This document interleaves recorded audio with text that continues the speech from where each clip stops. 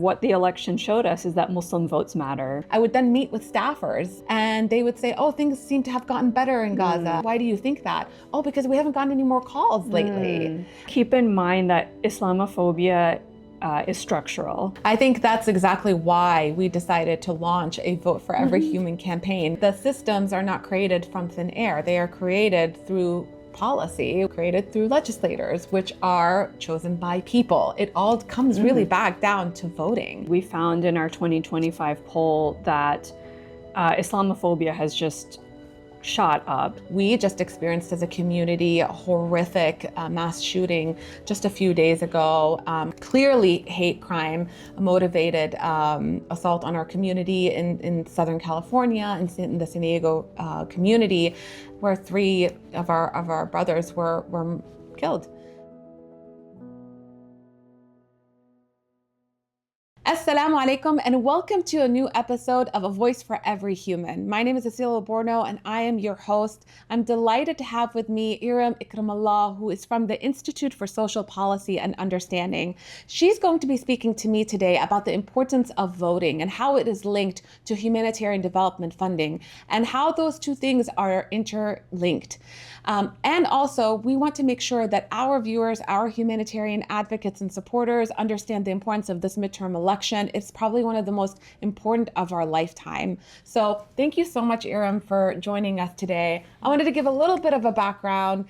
What is the Institute for Social Policy and Understanding? Yeah, thank you so much. And I'm so happy to be here today. The Institute for Social Policy and Understanding is a research and education nonprofit organization. We serve, a national audience, and our mission is to conduct original, rigorous research about American Muslims to inform conversation so that we don't have other people talking about us based on nothing, and we can empower our communities and our allies to speak based on rigorous research conducted for and by the community. That's incredible. So similar to a Gallup poll, you go to our communities and ask questions about how they feel in regards to things that have impacted their lives. And based on those numbers, we can come up with conclusions that we can then provide to who? Like media? Yeah, our research is really valuable to like a variety of stakeholders. So it could be your representative on the Hill, it could be your state representative, it could be an administrator at your local school, it could be Hollywood executives. So our kind of focus is on American Muslims and their experiences, but we cover a range of topics, including civic engagement, philanthropy, mental health, health, family issues. So even how Muslims are portrayed in the media and what impact that has. So again, we cover a wide range of stakeholders, how journalists cover the American Muslim community. So we're trying to get our research out there in as many hands as possible. That's such important work. How did you come to it? So I've been with ISPU since 2018. My background is in social science research. I studied sociology, and I was working, my first job was at a nonprofit research organization in DC, but the focus was on child and family well-being generally.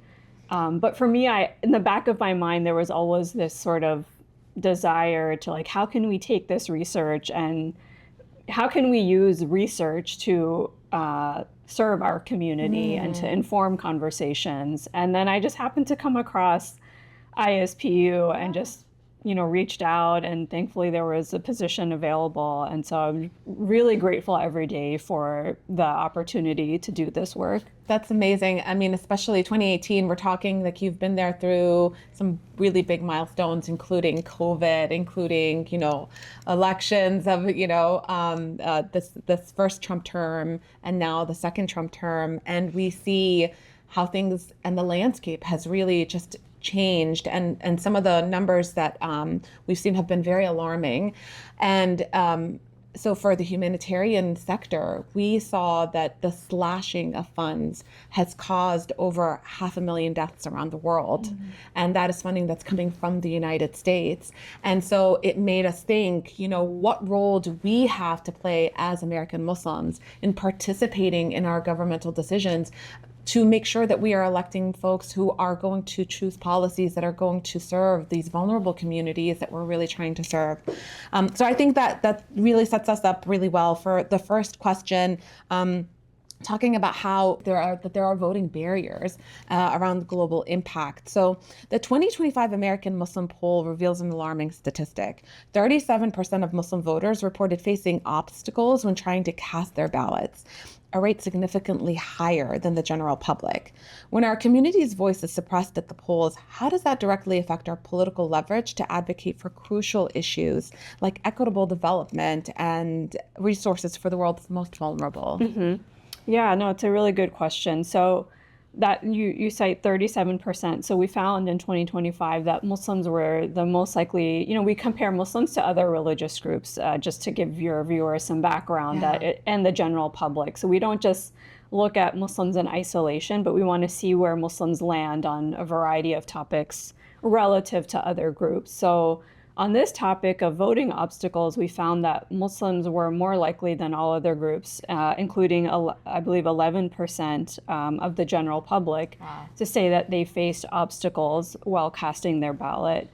And the most frequently cited, we have like a list of obstacles they may have faced. So the most commonly cited were long wait times at the poll, but also intimidation by private citizens. Oh, wow. So those are pretty alarming. And so they do have facing obstacles does have implications on your ability to kind of carry out your civic duty.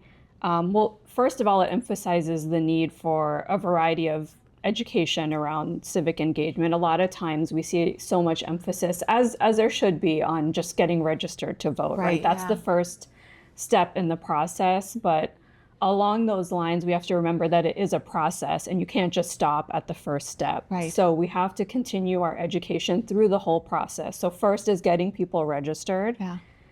And then doing what you can to get people to show up. So not everybody who registers actually shows up to the polls. So we want to educate people about the variety of ways they can show up to the poll, whether it's casting your ballot that day of election day or going to early voting or mailing in your ballot. So all the education that needs to be done, but also ensuring and then educating around voter suppression, that this is a real thing. So these are tactics carried out by groups to intimidate, groups of voters. So what is it? What does it look like? People might have a certain image of voter suppression, but not realize that even things like long lines and fewer polling places available in your locality are forms of voter suppression. So having that education about what that looks like and then what to do if you encounter it. And I think there are, alhamdulillah, we have so many organizations in our serving Muslims and educating them around civic engagement. So I think we just have to continue to push that information out there about what to do if you encounter voter suppression. And then, it's really important to create for the Muslim community to address safety concerns around, especially now, but addressing those concerns. So coming up with ideas as a community of how we can ensure safety as we participate in the electoral process. That actually makes me think of a couple of things. So first, we are actually launching a Vote for Every Human, our first Get Out the Vote campaign from a humanitarian perspective. And our listeners can learn more by going to humanappealusa.org/vote. We are also making sure that there are materials on a landing page that will show people where they can vote, how they can get registered, finding out who's on their ballot, and finding out how can they get to the poll. And one of the things that as you were talking, it made me think that having a buddy system when you go to vote, making sure that you're taking your family members and your friends with you, making sure that maybe you volunteer to be a pollster. If you see more people that look like you, it is helpful. It makes it seem less intimidating. And then also, reaching out to your community and saying, what is keeping you from getting there? Is it a ride? Can I give you a ride to your poll? And really taking agency and ownership of empowering our communities. I always refer to this really funny story about a friend of mine who posted on her Facebook a few years ago. She said, I went to vote, not because particularly I want to go vote, but because if I didn't, I'd hear it from Asil. I'd get an earful from Asil because I've made it such an important thing that, like, if we're friends and I care about you and I want you to have your voice be counted. And, especially because we see over and over again elections that are getting won or lost by such small margins. So really, truly, every vote matters. Yeah, absolutely. The last thing I'll say on that is that there is research that gives me hope, which is that time and again, our research shows that in the face of challenges, you mentioned that I've been at ISPU through many challenging moments in our nation and for our communities. But we find that Muslims respond, regularly consistently with resilience. Yeah. And on this issue, we found in 2022, we also asked about, voter obstacles to voting. And we found that those Muslims who said that they had faced an obstacle to vote in a prior election had an intention to vote in a future election. So in other words, they were not deterred by those barriers. And I think that speaks to what you're saying of this sort of understanding of the importance of every vote. Yeah. And so I think just continuing to keep these messages going, to bring in as many people into the electoral process as we can. And once they're in, hopefully they have that motivation and sort of fortitude to continue ahead. Well, I mean, speaking of resilience and also so many challenges, I think it's really important to note that as of this taping, we just experienced as a community a horrific mass shooting just a few days ago, where we saw, clearly hate crime motivated assault on our community in Southern California, in the San Diego community, where 3 of our brothers were killed. And it's that climate of the intersection between the domestic climate and what happens then to foreign aid when our community is intimidated in this way. So your research highlights a notable rise in the Islamophobia index this year, alongside increased economic and emotional distress following the election. How do these domestic pressures and rising anxieties impact the American Muslim community's capacity to mobilize and sustain support for critical humanitarian needs abroad, such as global health initiatives and emergency relief? Yeah, that's a great question, and there's sort of a lot to unpack there. But as you stated, we found in our 2025 poll that Islamophobia has just shot up. It has spiked among nearly all groups that we survey for the general public. It went up from 25 in 2022 to 33. This is a 0 to 100 scale measure of Islamophobia. A couple things. One, very related to the ability to kind of fulfill our philanthropic goals and our even religious duties in terms of zakat and sadaqah, is to keep in mind that Islamophobia is structural, right? We have this index and then we see it embedded into our systems. And so one of those systems is the financial system. So in 2022, we did a piece looking at an analysis, looking at Muslims who face challenges through their financial institutions. And we found, not surprisingly, we had heard so many anecdotal stories about this. And so it was time, speaking about the value of research, to put some numbers that you can then take and advocate and show that there is a problem. So we found that Muslims are far more likely than other groups to say that they have faced challenges like discrimination while banking. What that looks like is having your account closed, having transactions not processed, having your account closed for no reason. And this is at like the individual personal level, also business and nonprofit, right? So it impacts even the ability of, for example, a charitable organization to process payments that are made because of a keyword is flagged in that payment. And so it might feel a little off topic, but it's very much related to structural Islamophobia and how financial institutions are not incentivized to process these transactions because they have lists of names and lists of words that they are penalized for if they process those transactions. And so It's really important. I say that because it's just really important that we address those structural, with the way Islamophobia is embedded into our structures. And this is just sort of one example of that. We see it across sectors. And these policies don't come from thin air. Yes. Right? The systems are not created from thin air. They are created through policy, which are, created through legislators, which are chosen by people. It all comes really back down to voting. Like, we are putting people into roles of power that then make decisions about how things happen. There's a complete, there's a committee, the Ways and Means Committee, that decides about things like who gets to bank and who doesn't get to bank, right? And those are legislators who are making those decisions. Who's chosen those legislators? I mean, our hope is that more and more Muslim Americans participate in the electoral process so that they can say, we are starting to choose people who are not bigoted, not Islamophobic, that have the best interest of their communities at heart, including all of their constituents, no matter what their religion or their affiliation is, right? Yeah. Yeah, and then in terms of the economic and emotional stress that you mentioned, we found that in the post-Trump election, when we fielded our last poll, we found very high levels of sort of economic anxiety. And that was not just for Muslims. That was like across the board as like the most frequently cited sort of impact of the election. And then for Muslims, there was also just like fear and anxiety.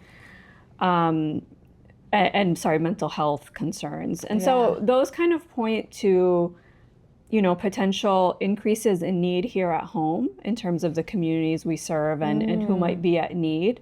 It also points to, valid concerns that Muslim individuals may have or in terms of their capacity to give. And so I think just having sort of an awareness of that will be really important in the outreach and the work we do to educate people. But again, I like to kind of go back to the points of hope. And so we have a 2018 study in which we look specifically at American Muslim philanthropy, and we looked at motivations to give.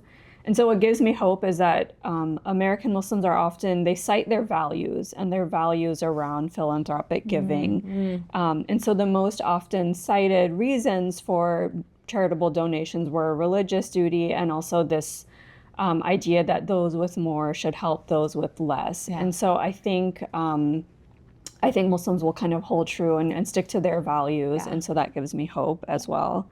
And so, and again, and then we need those sort of solutions at the systemic level. And finally, I think these challenging times are opportunities for organizations to become creative, organizations and individuals to find creative solutions, and maybe solutions that in the end are better than what we had before. In terms of making sure that people all over the globe are having their needs met. Yeah, I think that's exactly why we decided to launch a Vote for Every Human campaign, because we know that we need to be part of that process of encouraging people to work past their fears, to do it even when they're scared, that they need to be there and to make sure that they are part of the process, because if we're not, then things like debanking happen, things like voter intimidation happen. But if we show up in the numbers and if we show up educated on who to vote for, we can actually make a huge difference. And I think that takes me actually to our next question, that despite the challenges noted in the report, the data also shows an encouraging increase in our community's engagement with federally elected officials. I mean, we see more and more advocacy days than ever before. For our listeners who are deeply invested in advancing global education and securing protections for orphans, how can they best leverage this upward momentum in civic engagement to hold representatives accountable for humanitarian policies? Yeah, and so I like how you kind of speak about this sort of like segment, and that's what we have found in our research, that has been this sort of consistently highly engaged segment of our community who does things like shows up to town halls, who volunteers for political campaigns, who donate to political campaigns, and who contact their elected officials at the federal and state level. And so we have found that kind of consistently since I think 2020 or 2022, this sort of deeply engaged. It's small but highly engaged, but still more engaged than like the general public, than most other groups. But I think what you're pointing to is a notable increase between 2019 and 2025 in the percent who say of Muslims who say they contacted a federally elected official. Yeah. And what comes to my mind are all the sort of at the local and I think more and national efforts during the genocide of getting Muslims to use their voice, to advocate for our brothers and sisters in Palestine, in terms of contacting our elected officials, stating our positions on certain bills, and making your voice and your position heard, and asking your representative to do their job and kind of listen to their constituents and share your voice as a constituent. So I think it's really important that we capitalize upon that momentum that we have from those efforts that were done, and show that we have to continue that advocacy work, but also there's other issues as well that we do need, and that our voice does count. And so I think it's really important to kind of use that as a model and get the youth involved from a young age. That this is what you do, and so that's part of the way we educate and bring up our youth is involving them and showing them that this is our civic duty, that this is a way for us to voice our concerns, and to make sure they're heard. And we've had, I think we'll touch upon this maybe coming up, but the idea of what the election showed us is that Muslim votes matter. And so we shouldn't be deterred by any outcome, but we have found that Muslim votes do matter. And so engaging with our elected officials, casting our ballots, all of that does matter and makes a difference. I think you really hit the nail on the head. We did a campaign for another organization that I was part of around humanitarian access for Gaza. And it was one of the first campaigns that we kind of launched. And it was interesting because once you got people engaged in something that they cared deeply about, it was much easier to get them then engaged into other topics that maybe they thought they didn't have much say in. So, for example, we did the Gaza humanitarian access and pushing for a ceasefire, sent over almost 60,000 letters. And then following that, we would do campaigns around things like the Farm Bill, which talks about humanitarian food insecurity and access for vulnerable communities all around the world. And you saw that it was much more likely that they would then take another action if they were able to get plugged in initially from something that they care very deeply about.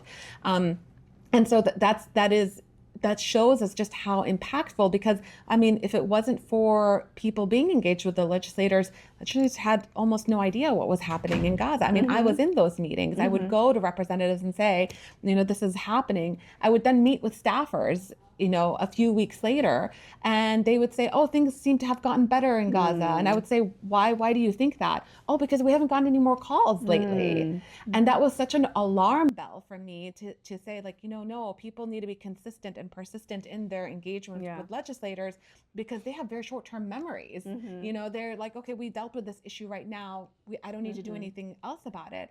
And I think it's really important for us to continue to remind legislators that there's a humanitarian crisis happening in Gaza, but also around the world. Like the fact that the humanitarian funding was slashed in the drastic way that it was has really impacted communities.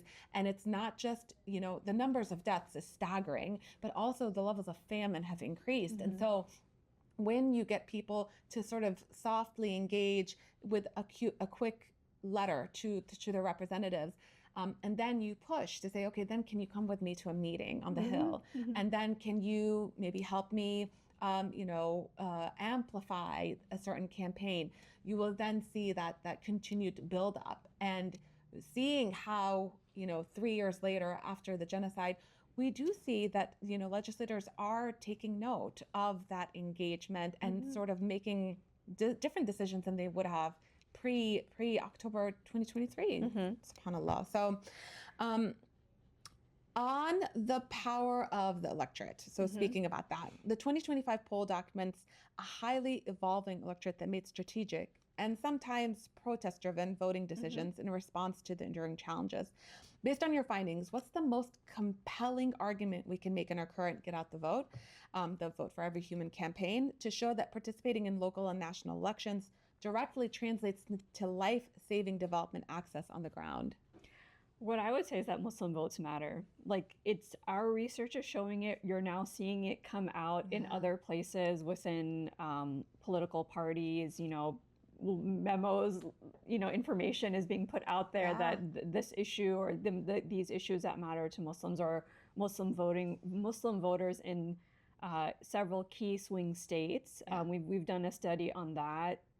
For sure that their vote matters, but even just generally in terms of like support on certain issues, and so those protest votes meant something, and our poll found that among Muslim voters who voted for the Democrat in 2020, not less than half, just about half, slightly more than half said they were going to vote for that party again. So you saw a shift. We saw a shift in votes, and then we saw that impact the outcome of the election. So the most compelling argument to me is that our votes do matter, and they don't just matter to us. Like, we're seeing it being talked about within political parties. And so we have to, like you said, just keep going on this. We have to keep going forward with the momentum we have. We're 1% of the population, right? Or a little bit above 1%, but we're a very small but mighty community that could have a huge impact, right? So, on turning data into action, like what are we going to do? Looking at the intersection of our faith-based civic duties and the concrete data you've collected, what practical steps can a listener take today, and how do we ensure that their trip to the ballot box acts as a tangible shield for the vulnerable populations that we serve daily? Yeah, I think kind of understanding your political, the first step is really getting registered. Right. So it's kind of assessing what your level of engagement is now. Yeah. And then aiming to do more for the upcoming election. Yeah. So it doesn't mean you have to become the super engaged overnight, but if you're not registered, go ahead after you watch this and register to vote. It's that easy. Yeah. If you don't know how, you can reach out and get that sort of help to get registered. They can come to us. Yeah, exactly. So I think just kind of increasing. So we have to continue to raise awareness and understand that there are still people who might be at that level of like, I just need to get registered to vote. And then for those who are, making sure we show up to the polls and making sure we have safety at the polls when we're there. Understanding the issues that are on the ballot, understanding the candidate. So a lot of education, I think, is really important. But, and if anything, what we've learned and seen is that this education is crucial and it works. And so we have to really just continue it and find ways to reach people where they're at. Yeah. And invite them to this opportunity to engage in this process. A little anecdote, your executive director, Tuqa Nusayrat, she's a good friend of mine. And many years ago, I want to say almost 10 years ago, she was giving sort of like an Advocacy 101, Elections 101 workshop. And one of the first things she said is go to your contacts and save the numbers of your representatives into your phone. And I remember doing this, and she's like, it's just one less step, that looking up the phone number that you then don't have to do anymore. It's already in your phone, and you can just make the call, and it makes it easier. And I've always taken that advice to heart, and I've shared it out. And I think on that same idea of like, once you learn how to do something, I got myself registered, get your brother registered, get your sister registered, get your mom registered, make it a family event. Like every time we go to vote, it's a family affair. I'm taking my husband, my mother-in-law, I'm taking the kids, I want them to see this in action, plus the safety component, just to see like we are part and parcel of this community. And that we're going to do this persistently and consistently. And fun note, if you vote consistently enough, they will send you a certificate calling you a super voter. So, if nothing else, down the line, you'll get a certificate that says you participate regularly, and that matters. It really does. So, Erum, I just want to thank you so much for being on the show with us today. Your research is so helpful in really putting numbers and statistics in front of the things that we think about vaguely and in theory, but saying that these things are real and that they matter. So if viewers want to learn more, where can they go to learn more? Yeah, you can find us on our website at ispu.org, and you can also follow us on socials at _ISPU. Perfect. And for all our viewers, I want to thank you once more for being part of this podcast. Like, I cannot emphasize how important it is that you being here and sharing our episode and sharing it with your family and friends matters. The more that this information gets out there, the more we can help and we can actually make a difference. You can learn more about our Vote for Every Human campaign at humanappealusa.org/vote. And hopefully we will see you at the polls in the midterms. Until then, thank you so much. We'll see you next month. Assalamu alaikum. We see the headlines, we read the articles, we hear the stories. A child in a war-torn region lacking access to clean water. A community struggling to overcome a global health crisis. A village where education is a luxury few can afford. These are the faces of the global issue that seem so massive, so distant, yet the decisions made in our own backyard have a direct impact on their lives. It's easy to feel like our single voice doesn't matter, that global hunger, health crisis, a lack of education are vast problems, too complex for one person to influence. But the truth is, your vote in the primaries and midterms is one of the most powerful tools you have to shape policies that affect people across the globe. Let's break it down. Primaries determine which candidates will run for the major offices, from your local representatives to your state's senators.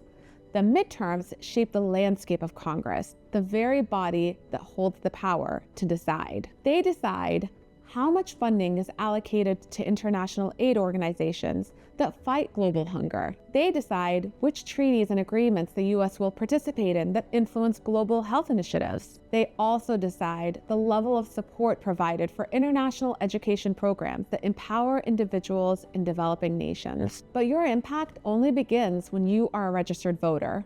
This is the crucial first step to having your voice heard, both at home and on the world stage. The process is often easier than you think. You can typically register online at your local election office, or sometimes even when renewing your driver's license. Websites like vote.org or headcount.org can also provide clear, nonpartisan information on the registration process and deadlines in your specific location. The decisions made in the upcoming primaries and midterms will have far-reaching consequences extending beyond our borders. They will shape the world we live in, a world where we can either address humanitarian challenges together or choose to look away. Your vote in these elections is not just a right, it's a way to advocate for a more just and equitable world for everyone. Let's not sit on the sidelines. Let's research the candidates. Let's understand their stance on these critical global issues. Let's register to vote and let our voices echo around the world. Every vote in every election matters. Make yours count for every human.